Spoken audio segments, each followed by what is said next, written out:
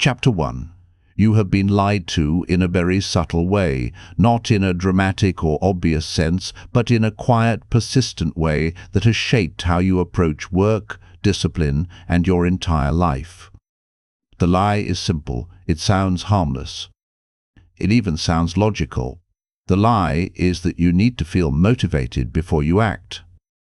From a young age, you are conditioned to believe that action follows feeling. When you feel inspired, you act. When you feel ready, you begin. When you feel confident, you move forward. And when you don't feel those things, you wait, you delay, you hesitate. You tell yourself that tomorrow will be different. But tomorrow is not different. Tomorrow becomes the same pattern repeated again, because the foundation itself is flawed. The belief that motivation is required before action is the very thing that prevents action from happening at all. If you examine your own life carefully, you will begin to notice a pattern. The most important things you needed to do were often the things you avoided the most, not because you lacked intelligence, not because you lacked ability, but because you were waiting to feel something that never arrived. And this is where everything changes. The truth is not comfortable at first, but it is powerful. Action does not come after motivation. Action comes before it. This is not a philosophical statement. This is grounded in how your brain actually works. When you act, even in a small way, your brain begins to adjust your internal state to match your behavior. This is the mechanism behind what psychology refers to as cognitive dissonance. When your actions and your beliefs do not align, your mind experiences tension. To resolve this tension, it shifts your beliefs and feelings to justify what you are doing. This means something critical. When you take action, even without motivation, your brain begins to create motivation after the fact. This flips everything you have been taught. You are not supposed to wait until you feel ready. You are supposed to begin while you feel resistance. You are supposed to move when your mind is full of excuses. You are supposed to act when it feels inconvenient, uncomfortable, and even pointless, because that is exactly when it matters most. Consider this carefully. There are two types of people in the world. The first type waits for the right moment. They wait for clarity. They wait for confidence. They wait for energy. The second type does not wait. They operate regardless of how they feel. They treat action as a non-negotiable standard, not an emotional decision. Over time, these two approaches create completely different lives. The first person becomes trapped in cycles of inconsistency. They have bursts of energy followed by long periods of inactivity. They start things but rarely finish. They depend on external stimulation to move forward. And because external stimulation is unpredictable, their progress is unpredictable. The second person builds something entirely different. They develop consistency, not because they always feel motivated, but because they no longer rely on it. Their actions become stable, their output becomes predictable. And because of that, their results compound over time. This is where discipline begins to emerge, not as a personality trait, but as a behavioral system. Most people misunderstand discipline. They think it is about being strong, rigid, or mentally tough. In reality, discipline is simply the ability to act without emotional permission. It is the ability to execute decisions regardless of internal resistance. And that ability can be trained. But before you can train it, you must understand the real enemy. The enemy is not laziness. The enemy is not lack of ambition. The enemy is friction. Your brain is designed to conserve energy. This is not a flaw. It is a survival mechanism. Every decision you make is filtered through a simple question at a subconscious level. How much effort will this require? If the perceived effort is high, your brain resists. If the effort is low, your brain allows action. This is why you can spend hours scrolling on your phone without resistance, but struggle to focus for 10 minutes on meaningful work. It is not because you are incapable. It is because one activity requires almost no effort, while the other demands sustained cognitive energy. Once you understand this, you stop blaming yourself. And more importantly, you start changing your strategy. Instead of trying to force yourself to do hard things through sheer willpower, you begin to reduce the friction around those tasks. You make the starting point smaller. You remove unnecessary steps.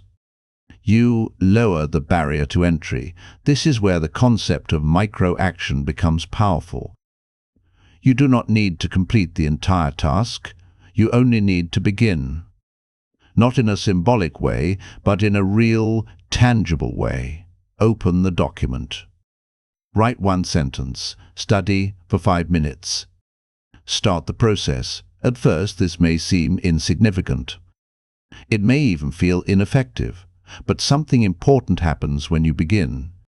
The resistance decreases, the task becomes more familiar, and your brain starts to shift from avoidance mode to engagement mode. This is momentum. Momentum is not created by thinking. It is created by doing. Once you generate momentum, even in small amounts, it becomes easier to continue, not because the task has changed, but because your state has changed. Your brain is no longer resisting the activity, it is now participating in it. This is why the first step is always the hardest, and this is why waiting for motivation is a mistake. Because motivation is often the result of progress, not the cause of it.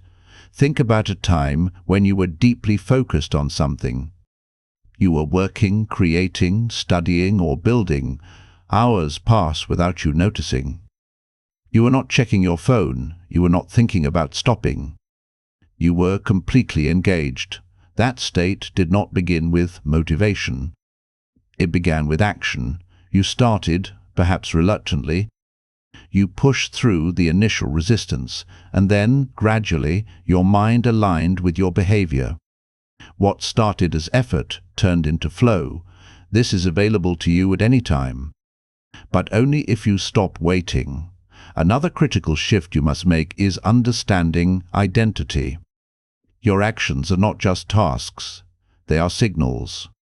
Every time you act, you are sending a message to yourself about who you are. When you delay, you reinforce the identity of someone who hesitates. When you act, even in small ways, you reinforce the identity of someone who executes. This is deeply connected to what psychology describes as self-perception theory. You do not discover who you are by thinking. You discover who you are by observing your own behavior. This means your identity is not fixed. It is built through repeated actions. If you consistently act, regardless of how you feel, you begin to see yourself as someone who takes action. And once that identity is established, your behavior starts to align with it automatically. This is how real transformation happens. Not through motivation, not through inspiration, but through consistent, repeated execution. At this point, you may still feel resistance. That is normal. Understanding something does not immediately eliminate discomfort, but it gives you leverage. You now know that the feeling of resistance is not a signal to stop. It is a signal that you are at the exact point where growth begins. Most people turn away at that point. You will not. You will recognize it for what it is, a moment of decision. Do you wait for a feeling that may never come, or do you act and create the feeling you need? This is the question that defines everything. And the answer is simple, even if it is not easy. You act. Not perfectly, not dramatically, but consistently. You remove the idea that you need to feel ready. You remove the idea that you need to feel motivated. You remove the idea that your emotions are in charge of your behavior, because they are not. Your actions come first. Your mind follows. And once you internalize this, everything changes. Not instantly, but permanently. This is where your control begins. Chapter 2. The moment you stop relying on motivation, you are forced to confront something far more real. You are forced to confront your systems. Because once motivation is removed from the equation, there is only one thing left that determines whether you act or not: structure. Most people fail not because they lack desire, but because they lack a repeatable framework for execution. They wake up each day and negotiate with themselves. They decide in the moment whether they feel like doing the work, and every time a decision is made in the moment, it is influenced by mood, fatigue, distraction, and emotion. This is an unstable way to live. If your behavior depends on how you feel, your results will always fluctuate. There will be days where everything aligns and you perform at a high level, but those days will be followed by periods of inconsistency, hesitation, and decline. Not because you changed as a person, but because your system never existed in the first place. This is where the real shift begins. You do not need more motivation. You need fewer decisions. Every unnecessary decision you make throughout the day drains your cognitive energy. This phenomenon is well established in psychology and is referred to as decision fatigue. Your brain has a limited capacity for deliberate choices. Once that capacity is depleted, you default to the easiest available option. And the easiest option is almost never the one that leads to progress. This is why highly effective individuals appear disciplined. It is not because they are constantly exerting willpower. It is because they have eliminated the need to decide. Their behaviors are predetermined. Their routines are fixed. Their actions are automatic. They do not wake up and ask themselves if they should work. They wake up and begin. There is no negotiation. This is what a system looks like in its simplest form. It is a predefined set of actions that removes variability from your behavior. It reduces reliance on mood and replaces it with structure. But here is where most people make a mistake. They attempt to build systems that are too complex, too rigid, and too unrealistic. They design perfect schedules that collapse within days because they require a level of energy and focus that is not sustainable. A system is not meant to impress, it is meant to survive. The most effective system is the one you can follow even on your worst day. This is the standard you must design for. Not your best day, not your most motivated state, but your lowest point of energy, because that is where most systems fail. They are built for ideal conditions, not real conditions. To build a system that works, you must start with a principle that is often overlooked. Simplicity increases consistency. When a task is simple, it requires less mental effort to begin. When it requires less effort, it faces less resistance, and when resistance is low, action becomes more likely. This connects directly to the way your brain evaluates effort. Your mind is constantly calculating the cost of action. If the cost appears high, it delays. If the cost appears low, it proceeds. So instead of trying to increase your willpower, you decrease the cost. You break tasks into smaller components. You define clear starting points. You remove ambiguity. You make the next step obvious. For example, instead of telling yourself to study for 2 hours, you define the first 5 minutes. Open the material. Read 1 page. Take 1 note. That is the system. Once the system is initiated, momentum takes over. And once momentum takes over, continuation becomes easier than stopping. This is not theory. This is how behavior operates under the surface. There is another layer to this that most people ignore: your environment. You may believe that your actions are entirely under your control, that if you try hard enough, you can override distractions, resist impulses, and maintain focus regardless of your surroundings. This belief is not only inaccurate, it is counterproductive. Your environment shapes your behavior in ways you do not consciously notice. This is the foundation of environmental psychology. The cues around you trigger patterns of action. Your brain associates specific locations, objects, and contexts with specific behaviors. If your environment is filled with distractions, your attention will be fragmented. If your environment supports focus, your attention will stabilize. This means something critical. You do not rely on willpower to resist distractions. You remove the distractions entirely. You design your environment in a way that makes the desired behavior easier and the undesired behavior harder. If your phone is within reach, you will check it. If it is out of reach, the friction increases. If your workspace is cluttered, your mind mirrors that clutter. If your workspace is structured, your thinking becomes clearer. This is not about perfection. It is about probability. You are not trying to control every variable. You are increasing the likelihood of the right action. Once your environment supports your system, something interesting begins to happen. Your behavior becomes more automatic. You require less conscious effort to begin tasks. You experience less internal resistance. And over time, your actions start to feel natural.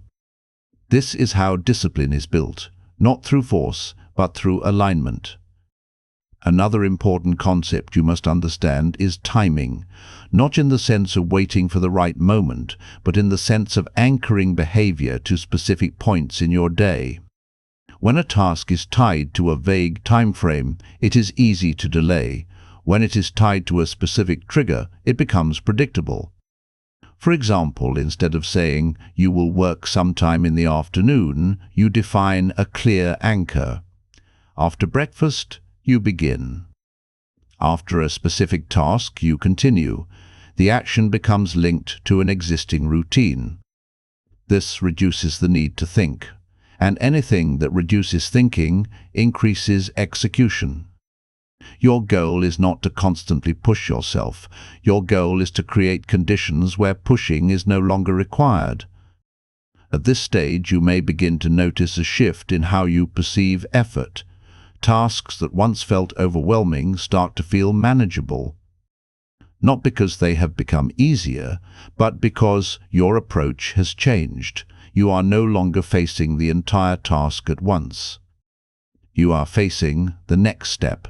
And the next step is always small enough to begin. This is where consistency starts to compound. Small actions repeated daily create a trajectory.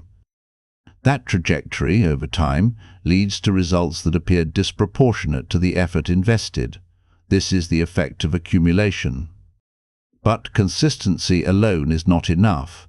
You must also address interruption. Even with a strong system, there will be days where you break your routine. You will miss sessions. You will lose focus. You will experience setbacks. This is not failure. This is part of the process. The difference between those who succeed and those who do not is not the absence of interruption. It is the speed of return. When you break your system, your priority is not to recover perfectly. It is to return immediately. Even if the return is small, even if it feels insignificant. Because the longer you stay away, the harder it becomes to restart. This is where most people fall into a trap. They miss one day, then two, then three, and eventually the system collapses. Not because it was ineffective, but because it was abandoned. To avoid this, you must adopt a simple rule. Never miss twice. You may fail once. You may break the pattern once, but you do not allow it to happen consecutively. This keeps the system alive. It maintains continuity. And continuity is what creates progress. As you continue to apply these principles, something deeper begins to change. Your relationship with effort shifts. You no longer see action as something that requires emotional preparation. You begin to see it as a standard. You do the work because it is what you do, not because you feel like it. This is the point where discipline becomes identity. You are no longer trying to be consistent. You are consistent. And once you reach this stage, motivation becomes irrelevant, because your actions are no longer dependent on how you feel.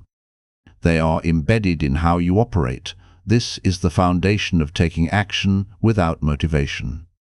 It is not about forcing yourself endlessly. It is about removing the need to force yourself at all.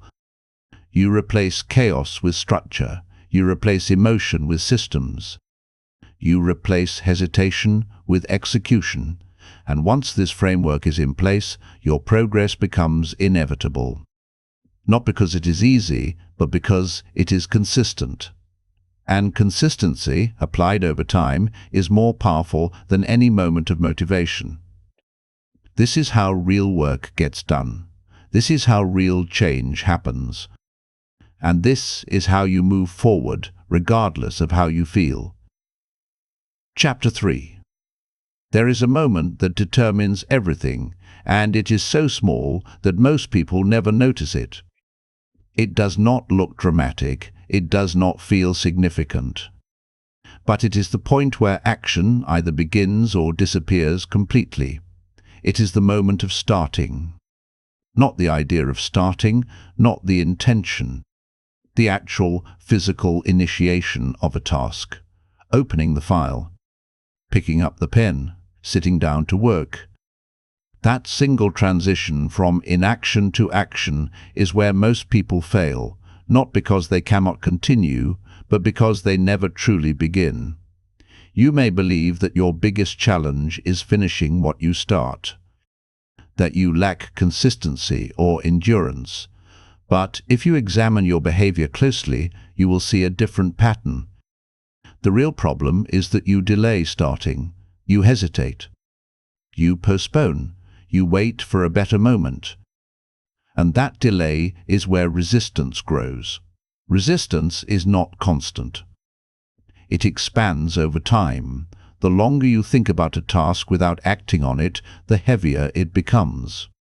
Your mind begins to exaggerate the effort required. It builds complexity where none exists. It creates reasons, excuses, and alternative priorities. By the time you finally consider starting, the task feels far more difficult than it actually is. This is why thinking is often the enemy of execution, not because thinking itself is bad, but because unstructured thinking amplifies resistance. It turns simple actions into overwhelming challenges. It shifts your focus from doing to evaluating, and evaluation often leads to avoidance. To break this pattern, you must understand a fundamental principle. Starting is not a consequence of readiness.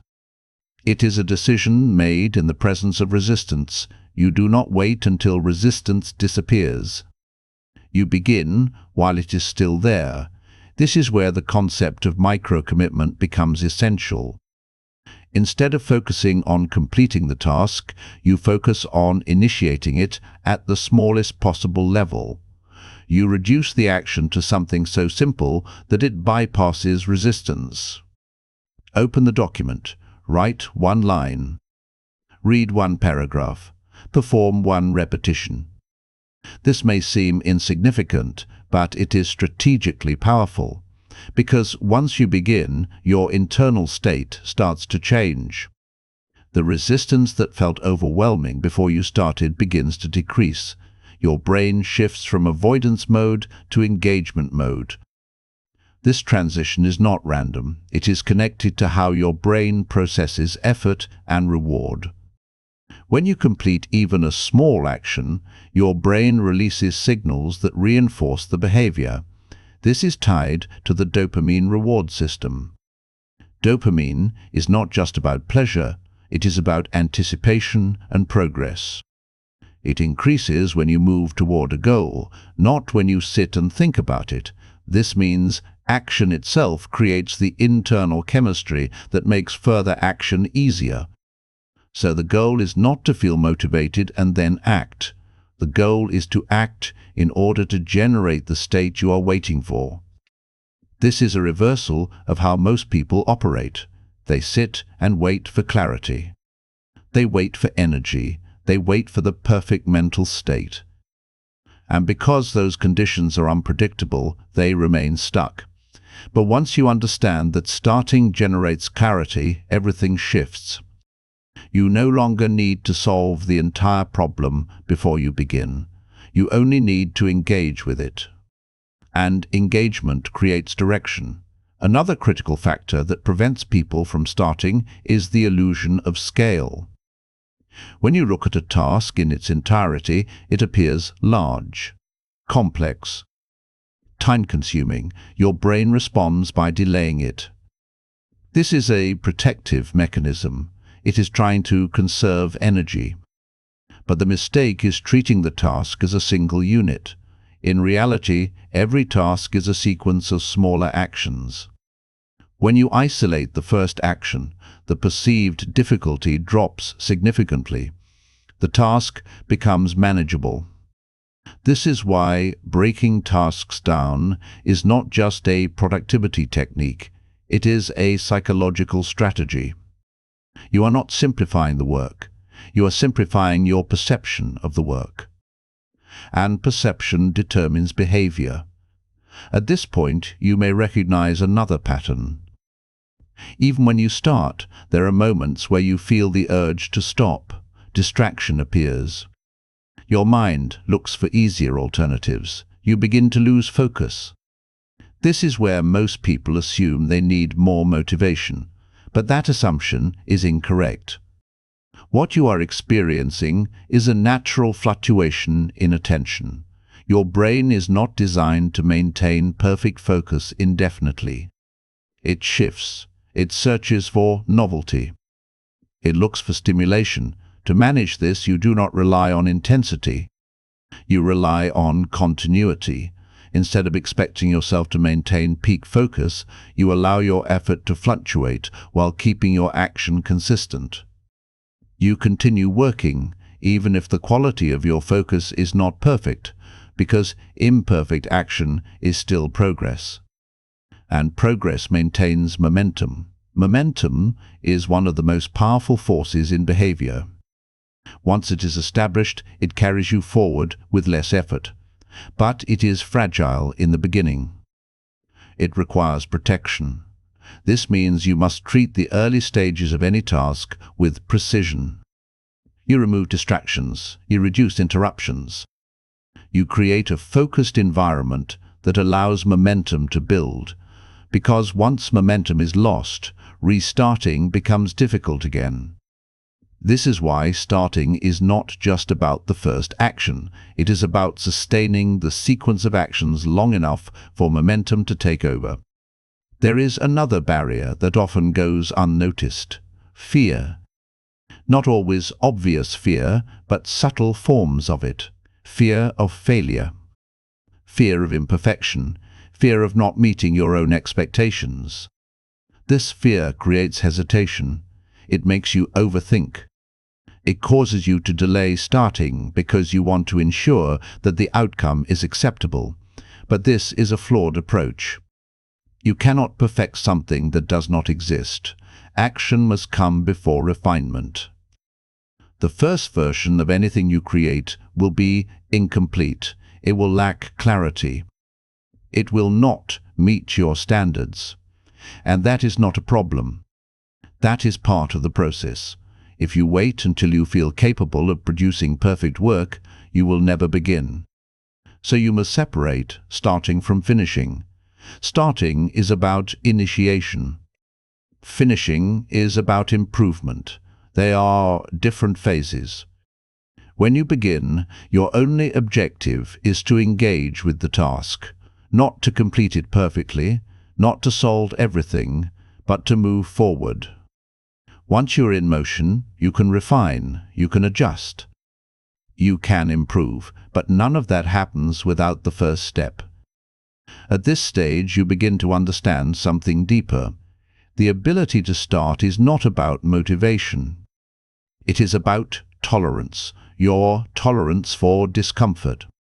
Every time you begin a task without feeling ready, you are training yourself to operate in discomfort. You are increasing your capacity to act under resistance. And over time, that resistance loses its power. What once felt difficult becomes normal. What once caused hesitation becomes routine. This is how growth occurs. Not through sudden breakthroughs, but through repeated exposure to controlled discomfort. Each time you start without motivation, you reinforce a new pattern. You teach your brain that action is possible regardless of how you feel, and this changes your baseline. You begin to trust yourself more, not because you always feel confident, but because you know you can act even when you do not. This trust is critical, because once you trust your ability to start, you remove one of the biggest barriers to progress. You no longer fear the beginning, and when the beginning is no longer intimidating, everything else becomes easier. At this point, you may realize that starting is not just a skill, it is a habit. And like any habit, it is built through repetition. You do not wait for the right moment. You create the habit of beginning in any moment. You see a task, you start. No negotiation, no delay. This may feel unnatural at first, it may feel forced. But over time, it becomes automatic. Your brain adapts. This adaptation is part of what is known as neuroplasticity. Your neural pathways change based on repeated behavior. The more you practice starting, the stronger the pathway becomes. Eventually, starting requires less effort. It becomes your default response. This is where real efficiency begins. Because once you eliminate the delay between intention and action, you remove wasted time. You stop overthinking. You stop hesitating. You move directly into execution. And that is where results are created. The difference between those who achieve and those who do not is not intelligence. It is not talent. It is not even effort in the traditional sense. It is the ability to start, to move from thought to action without unnecessary delay, to act in the presence of resistance, to begin before you feel ready. This is the skill that changes everything, and once you master it, you no longer depend on motivation, because you have replaced it with something far more reliable: action. Chapter 5. At this stage, you understand how to act without motivation. You have begun to build systems. You have learned to start despite resistance and to continue through discomfort. But there is still a hidden force that quietly disrupts progress, even for disciplined individuals. That force is inconsistency over time, not dramatic failure, not complete collapse, but subtle breaks in continuity that slowly weaken your trajectory. Missing a day, delaying a task, shifting priorities without structure. These small interruptions seem harmless in isolation, but they accumulate. And accumulation works in both directions. Consistency builds momentum. Inconsistency erodes it. Most people underestimate this because they focus on intensity. They believe that working harder for short periods will compensate for gaps. They rely on bursts of energy, pushing themselves aggressively, then falling back into inactivity. This pattern feels productive in the moment, but it is fundamentally unstable. The reason is simple. Progress is not created by isolated effort. It is created by sustained repetition. When you act consistently, even at a moderate level, your output compounds. Each action builds on the previous one. Skills improve. Efficiency increases. Resistance decreases. Over time, the same effort produces greater results. But when consistency is broken, this process resets. You do not lose everything, but you lose momentum. And momentum is difficult to rebuild. This is why the most important principle at this stage is continuity. Not perfection, not intensity. Continuity. You must maintain a chain of action that does not break. This does not mean you will never miss a day. That is unrealistic. What it means is that you do not allow breaks to extend. You return immediately. This idea is simple, but it is powerful. It is based on a clear rule.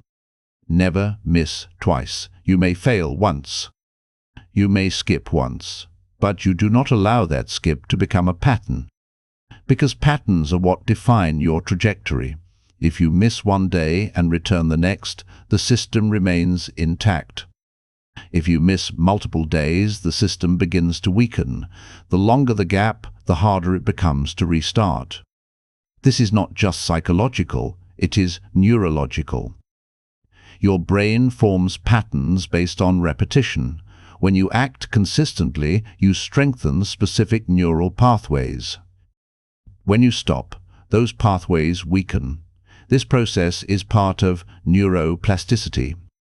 Consistency reinforces behavior. Inconsistency disrupts it. So, your objective is not to avoid all failure. It is to minimize the duration of failure. You reduce the gap between interruption and return. This requires a change in mindset. Most people treat missed days as setbacks. They feel guilt. They feel frustration. They overanalyze the reason for the failure. And in doing so, they delay returning. But this reaction makes the situation worse. Because the longer you stay in analysis, the longer you remain inactive. Instead, you adopt a different approach. You treat interruption as neutral. It happened. It is done. The only relevant action is the next one. You return without emotion. This is not about ignoring mistakes.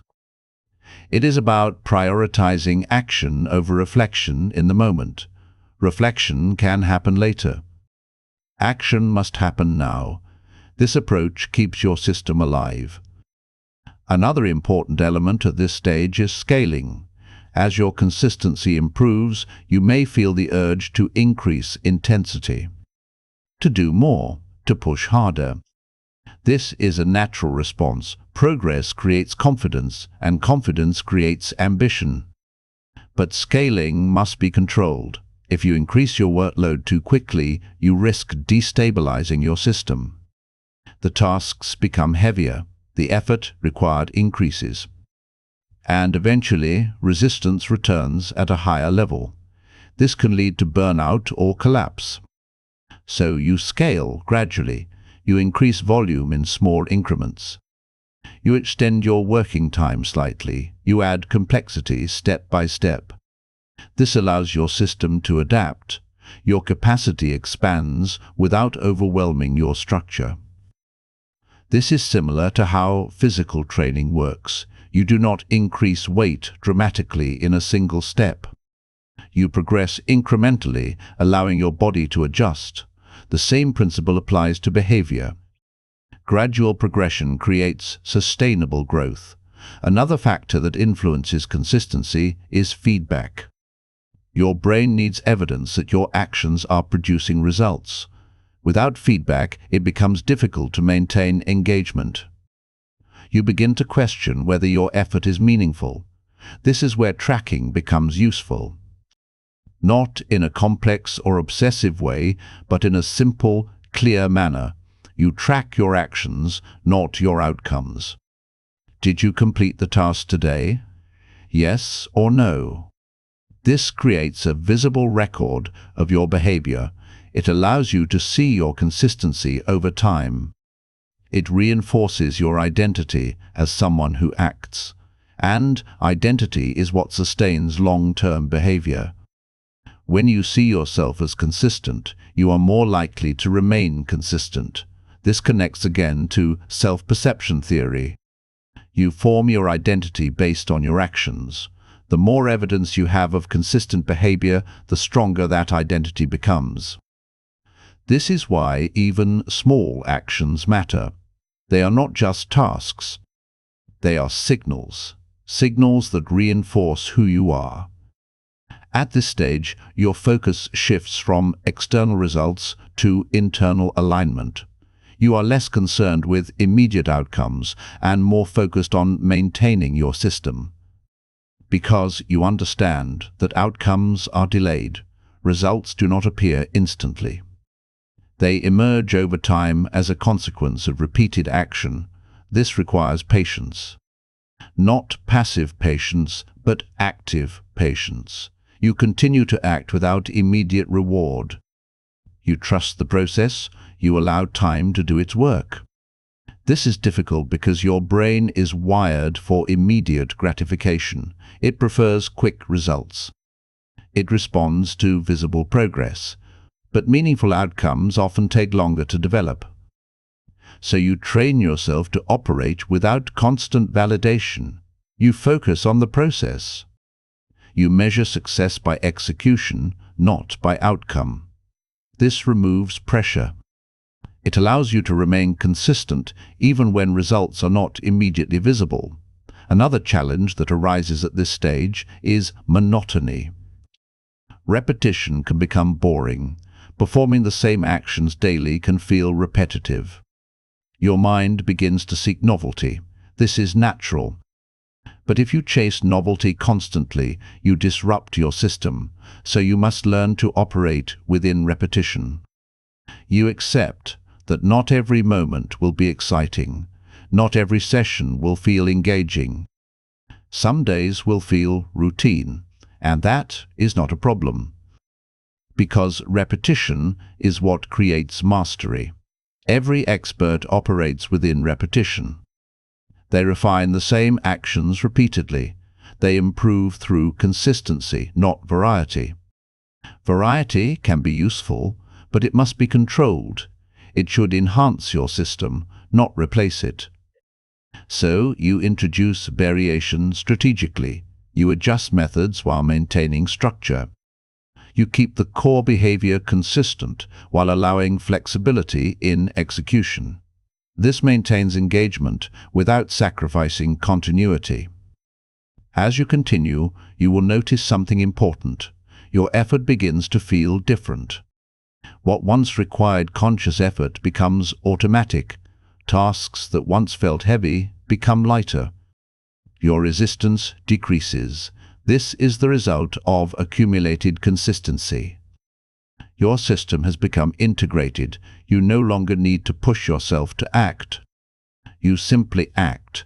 This is the point where discipline becomes effortless. Not because the work is easy, but because the decision to work has been removed. You do not debate. You do not hesitate. You follow the system. And this creates stability. Stability is what allows long-term progress. It protects you from fluctuations in mood, energy, and external conditions. It ensures that your trajectory continues regardless of temporary disruptions. At this level, your advantage becomes clear. While others rely on bursts of motivation, you rely on structure. While others fluctuate, you remain steady. While others stop and restart, you continue. This difference compounds over time. Small, consistent actions outperform large, inconsistent efforts. This is not an opinion. It is a principle. And once you internalize it, your approach changes permanently. You stop chasing intensity.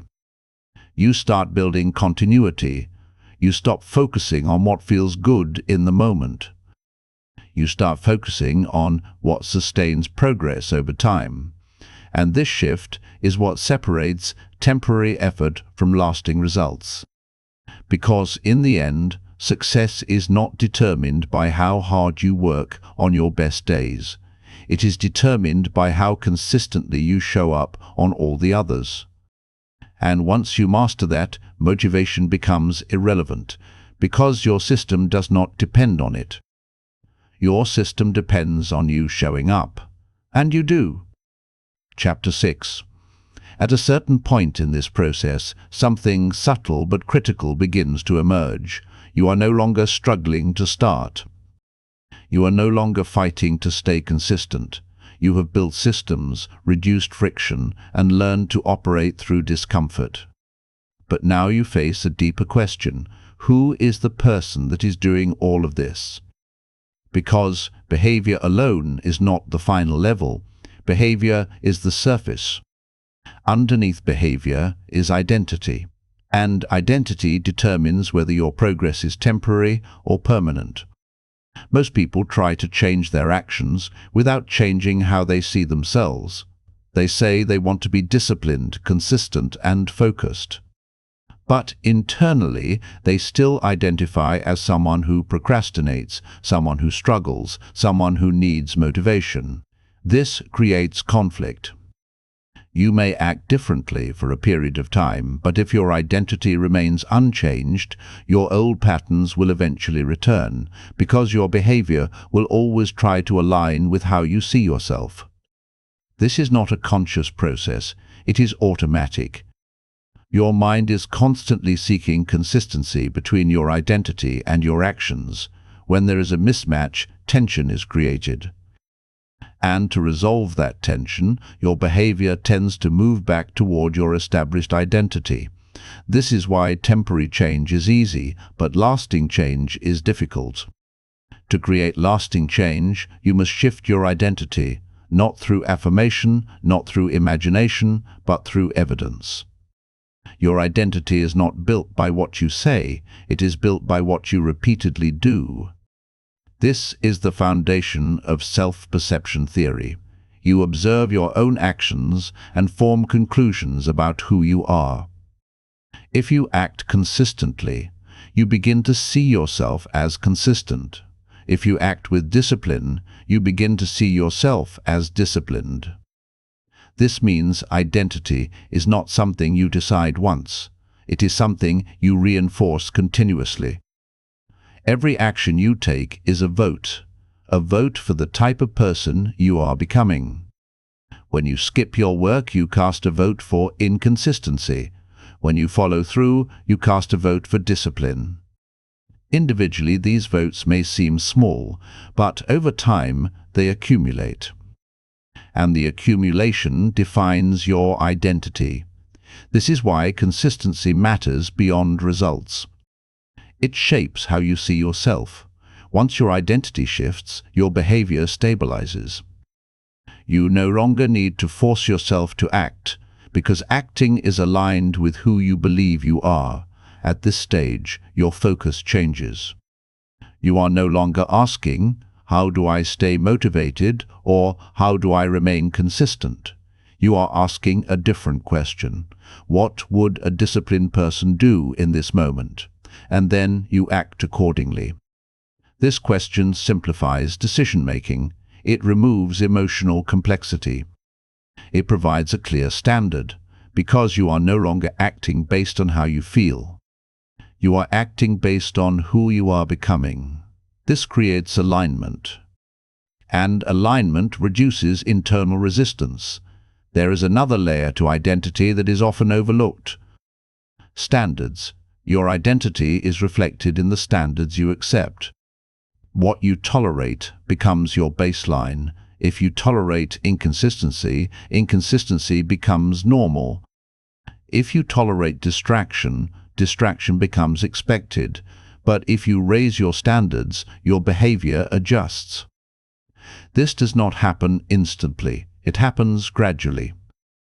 You begin by refusing small forms of deviation. You hold yourself to simple commitments. You follow through even when it feels unnecessary. These small acts reinforce a higher standard. And once that standard is established, lowering it feels uncomfortable. This is how identity stabilizes behavior. Not through force, but through expectation. You expect yourself to act in a certain way. And because of that expectation, you do. Another important aspect of identity is integrity. Integrity is often misunderstood as honesty with others, but at its core, it is consistency with yourself. It is the alignment between what you say you will do and what you actually do. Every time you break that alignment, your self-trust decreases. Every time you maintain it, your self-trust increases. Self-trust is critical. Because when you trust yourself, you do not hesitate. You do not question whether you will follow through. You know you will, and that certainty removes friction. Most people struggle not because they lack ability, but because they lack self-trust. They have broken promises to themselves repeatedly. They have started and stopped so many times that they no longer believe their own intentions. This creates hesitation. They think before they act, not because they are careful, but because they are uncertain. To rebuild self-trust, you must keep promises. Not large, unrealistic promises, but small, consistent ones. You commit to actions you can complete. And then you complete them. This may seem simple, but it is powerful. Each completed action strengthens your internal reliability. Over time, that reliability becomes confidence. Not the kind of confidence that depends on outcomes, but the kind that comes from knowing you will act. This is the foundation of real competence. It is not based on success. It is based on consistency. At this stage, you may begin to notice a shift in how you respond to challenges. When a difficult task appears, you do not immediately feel overwhelmed. You assess it, you break it down. You begin, because that is what you do. This response is not forced, it is automatic. It is the result of repeated alignment between your identity and your actions. Another transformation occurs in how you view failure. Earlier, failure may have felt personal. It may have affected your confidence. It may have caused hesitation. But now, failure is data. It is feedback. It does not define you because your identity is not based on outcomes. It is based on action. So even when results are not ideal, your behavior remains stable. You continue. This is what creates resilience. Resilience is not the absence of failure. It is the ability to maintain your behavior despite it. And that ability is rooted in identity. Because when you see yourself as someone who acts, failure does not stop you. It becomes part of the process. There is another important shift that occurs here. You stop comparing yourself to others, not because comparison is inherently wrong, but because it becomes irrelevant. Your focus is internal. You are measuring yourself against your own standards. You are tracking your own consistency. You are building your own system. External comparison loses its influence. This reduces distraction. It allows you to stay focused on your path, and focus increases efficiency. At this level, your progress becomes more predictable, not because you control outcomes, but because you control your actions. And actions, repeated over time, lead to outcomes. This predictability creates stability. You are no longer reacting to circumstances. You are operating within a structure, and that structure supports continuous growth. This is where identity, systems, and action converge. They are no longer separate concepts. They function together. Your identity drives your actions. Your actions reinforce your identity. Your system supports both. This creates a cycle that strengthens over time. And once this cycle is established, your reliance on motivation disappears completely. because your behavior is no longer dependent on temporary states. It is anchored in who you are. At this point, you have moved beyond the initial idea of acting without motivation. You have built something deeper. You have built a framework that operates regardless of how you feel. You have developed a level of internal stability that allows you to move forward consistently. And most importantly, you have become someone who acts, not occasionally, not when conditions are perfect, but consistently. This is the transformation. It is not dramatic. It is not immediate, but it is permanent. And once it is established, it changes everything, because you are no longer trying to take action. You are someone who takes action, and that difference is what separates temporary effort from lasting success. Chapter 7. There is a stage beyond consistency that very few people reach, not because it is impossible, but because most never stay in the process long enough to experience it. It is the stage where action becomes automatic, where effort feels different, and where resistance no longer dominates your behavior. This stage is momentum at its highest form, not the initial momentum you build when you start a task, but sustained momentum that carries across days, weeks, and months. It is a state where your system is so well established that action flows without constant friction. But to understand this level, you must first recognize what breaks momentum. Momentum is not lost in dramatic moments. It is lost in small deviations. A slight delay in starting, a small distraction that extends longer than expected, a missed session that turns into multiple missed sessions. These are not major failures, but they interrupt the continuity of action. And momentum depends on continuity. When continuity is broken, restarting requires effort again. Resistance returns. The system feels heavier. This is why protecting momentum becomes one of your highest priorities. You are no longer just focused on acting. You are focused on maintaining flow. This requires awareness. You begin to notice early signs of disruption, a tendency to delay, a shift in focus, a slight increase in resistance. These signals are subtle, but they are important, because if you respond early, you can correct your course before momentum is lost. If you ignore them, they grow. This is where discipline evolves into precision. You are no longer reacting after problems occur, you are preventing them. This is a higher level of control. There is a concept that explains why momentum is so powerful. It is related to the dopamine reward system, but at a deeper level than initial action.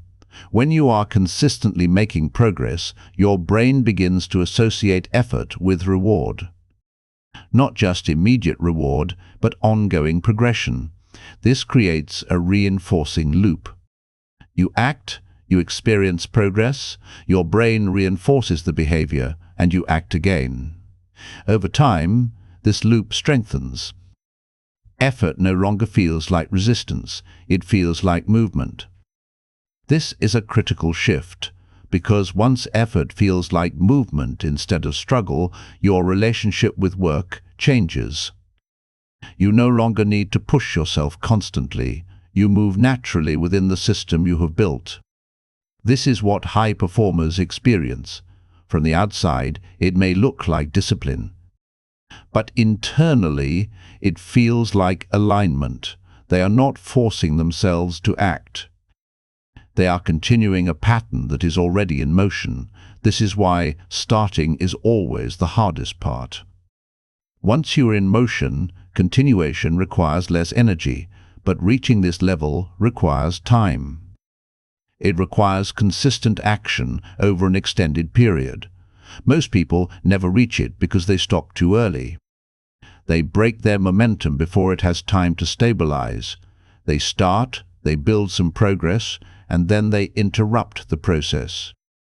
When they return, they are back at the beginning. This cycle repeats. To break this cycle, you must extend your periods of uninterrupted action. You must remain consistent long enough for momentum to become self-sustaining. This does not mean perfection. It means minimizing interruptions. It means returning quickly when interruptions occur. It means protecting your system. There is another important factor at this stage: energy management. Momentum is not just about action. It is about maintaining a level of energy that supports action. If your energy is depleted, your ability to maintain momentum decreases. This is where many people make a mistake. They assume that once they are consistent, they can continue indefinitely at the same intensity. But energy fluctuates. Your physical state, your mental focus, your environment all influence your capacity. If you ignore this, you risk burnout. Burnout is not a sign of weakness. It is a result of imbalance. You are pushing beyond your sustainable limits without adjusting your system. To maintain momentum, you must manage your energy strategically. This means recognizing when to push and when to stabilize. On days when your energy is high, you can increase output. You can extend your sessions. You can challenge yourself. On days when your energy is low, you maintain your baseline. You continue your system, but at a reduced intensity. The key is that you do not stop. You adjust, but you continue. This maintains continuity, and continuity maintains momentum. There is a principle here that is often overlooked. Consistency does not require maximum effort. It requires minimum standards. You define a baseline that you can meet every day, regardless of conditions. This baseline becomes your anchor. No matter how you feel, you meet that standard. Some days you exceed it. Other days you simply meet it. But you do not go below it. This creates stability. And stability allows momentum to build over time. Another factor that influences momentum is focus. Your attention determines the quality of your work. If your attention is fragmented, your progress slows. If your attention is concentrated, your progress accelerates. This is not about working longer. It is about working with clarity. To maintain focus, you must control your environment and your inputs. You reduce distractions. You limit unnecessary stimulation. You create conditions that support deep work. Because momentum is not just about quantity. It is about quality. High-quality effort compounds faster. This leads to better results in less time. As you continue to operate within this system, you will notice something important. Your perception of time changes. Tasks that once felt long become shorter. Sessions that once felt exhausting become manageable. This is not because time has changed. It is because your efficiency has increased. You are no longer wasting energy on resistance, hesitation, or distraction. You are directing your energy toward execution. This increases your output without increasing your effort. This is where leverage begins to appear. Your system is now producing more results with the same or even less effort. This is the result of sustained momentum. Another shift occurs in your mindset. You begin to think long-term. You are no longer focused on immediate results. You are focused on maintaining your trajectory, because you understand that results are a function of time and consistency. This reduces pressure. You are not trying to achieve everything at once. You are building something gradually, and that gradual process creates lasting outcomes. At this level, your confidence becomes stable, not because everything is easy, but because you trust your system. You know that if you continue, results will follow. This removes doubt. You do not question whether you will succeed. You focus on continuing the process. This is a different type of confidence. It is not emotional. It is structural. It is based on evidence.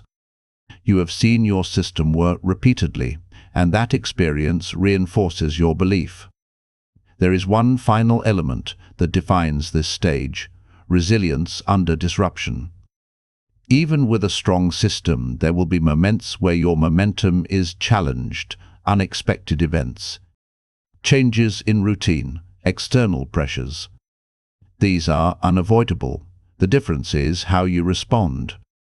At earlier stages, disruption may have caused you to stop. At this stage, you adapt.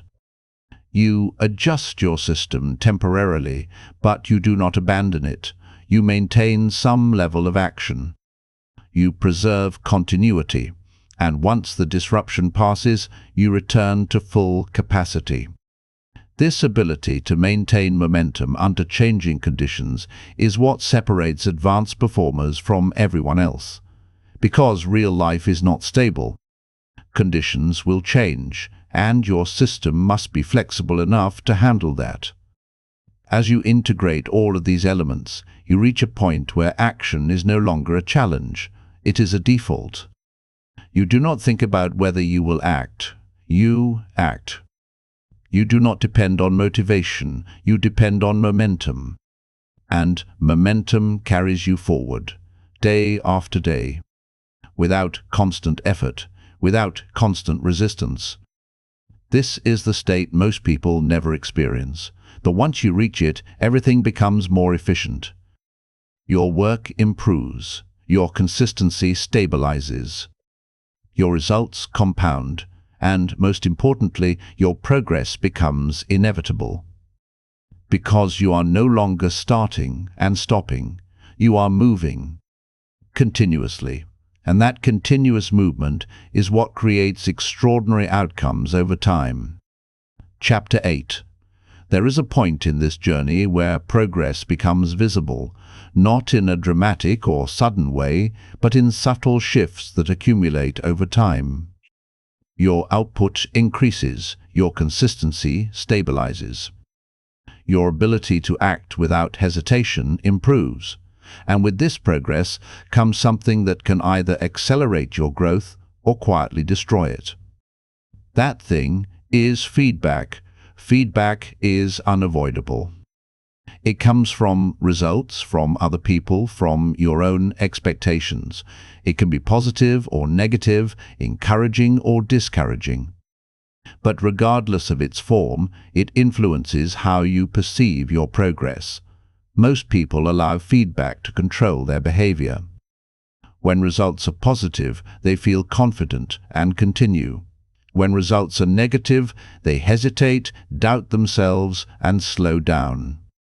This creates a dependency. Their consistency becomes tied to outcomes. And this is a problem, because outcomes are not always immediate. They are not always proportional to effort, and they are not always within your control. If your behavior depends on outcomes, your consistency will fluctuate. So at this stage, you must redefine how you interpret feedback. You must separate feedback from identity. Your results are not a reflection of your worth. They are a reflection of your current process. This distinction is critical. When you attach results to identity, failure becomes personal. It creates emotional resistance. It makes you hesitant to act because you are trying to protect your self-image. But when you see results as data, your perspective changes. You are no longer evaluating yourself. You are evaluating your method. This allows you to adjust without hesitation. This approach is aligned with what is often referred to as a growth-oriented mindset, but more precisely, it is a system of continuous calibration. You act, you observe the outcome, and you refine your approach. Then you act again. This cycle repeats, and each iteration improves your system. There is a psychological framework that supports this approach, known as operant conditioning. Your behavior is shaped by consequences. Positive outcomes reinforce behavior.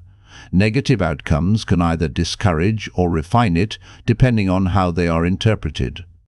If you interpret negative feedback as failure, you withdraw. If you interpret it as information, you adapt. This is the difference between stagnation and progress.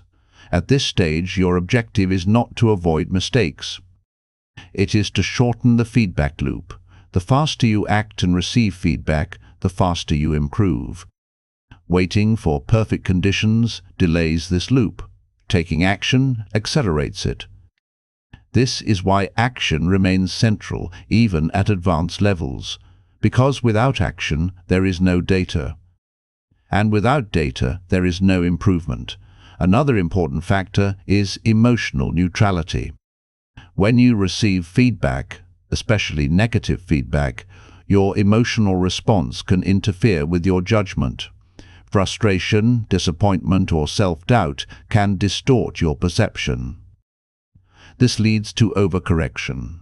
You change too much, too quickly, without understanding the root cause. To avoid this, you must develop the ability to observe feedback without immediate reaction. You pause. You analyze. You identify what can be improved.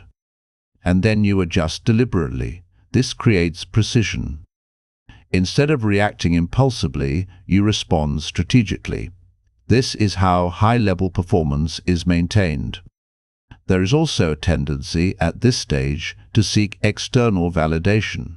As your work becomes more consistent and visible, you may begin to look for recognition, approval from others, confirmation that you are on the right path.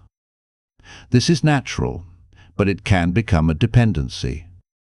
If your motivation shifts from internal standards to external approval, your behavior becomes unstable. Because external validation is unpredictable. Sometimes it is present, sometimes it is not. If you rely on it, your consistency will fluctuate, so you must anchor your standards internally. You define what success means for you. You define what completion looks like. You define what progress is, and you measure yourself against those standards. This creates independence. You are no longer controlled by external reactions. You are guided by internal criteria. This is critical for long-term consistency. Another challenge that arises at this stage is plateau. After a period of progress, you may reach a point where improvement slows. Your results stabilize. Your growth appears to level off. This can be discouraging. You may feel like your effort is no longer producing results. But plateau is not failure, it is consolidation. Your system is stabilizing at a new level. Before you can progress further, your current level must become solid. This requires patience. If you react impulsively to a plateau, you may disrupt your system. You may change too many variables at once. You may abandon what is working. Instead, you maintain your structure. You continue your process. And you make small, deliberate adjustments. This allows your system to adapt without collapsing. Over time, the plateau breaks and progress resumes. This pattern repeats at higher levels: progress, plateau, adjustment, progress. Understanding this cycle prevents frustration. It allows you to remain consistent even when results are not immediately visible. At this level, your focus becomes more refined. You are no longer just executing. You are optimizing. You analyze your performance. You identify inefficiencies. You refine your methods. But you do this without disrupting your core system, because your system is your foundation. You improve around it, not instead of it. This is where expertise begins to develop. Not just through repetition, but through deliberate refinement. Each action becomes more precise. Each adjustment becomes more targeted. Your efficiency increases. Your results improve, and this improvement is sustainable. There is another important shift that occurs here. You begin to value process over outcome. Not because outcomes are unimportant, but because you understand how they are created. Outcomes are delayed reflections of consistent action. If your process is strong, outcomes will follow. If your process is weak, outcomes will be inconsistent. So you invest in the process, you protect it, you refine it, and you trust it. This trust is essential because it allows you to continue even when results are uncertain. It removes doubt, it stabilizes your behavior, and stability creates long-term success. At this stage, you are no longer driven by motivation. You are no longer dependent on external validation. You are no longer disrupted by temporary setbacks. You operate within a system that adapts, improves, and sustains itself. This is a different level of control. It is not rigid. It is not forced. It is dynamic. It evolves with you. And as it evolves, your capacity increases. Your performance improves. Your results compound. This is the stage where action becomes intelligent. Not just consistent, but effective. You are no longer just doing more. You are doing better. And this combination of consistency and refinement is what leads to mastery. Because mastery is not a single moment. It is the result of continuous adjustment over time. And that adjustment is driven by feedback, interpreted correctly, applied consistently, and integrated into your system. This is how you move beyond basic action. This is how you turn effort into progress. And this is how you ensure that your growth does not stop, because you are no longer guessing. You are learning continuously. And that continuous learning, combined with consistent action, creates results that most people never reach, not because they are incapable, but because they never stayed in the process long enough to understand it. You have. And now you move forward with clarity.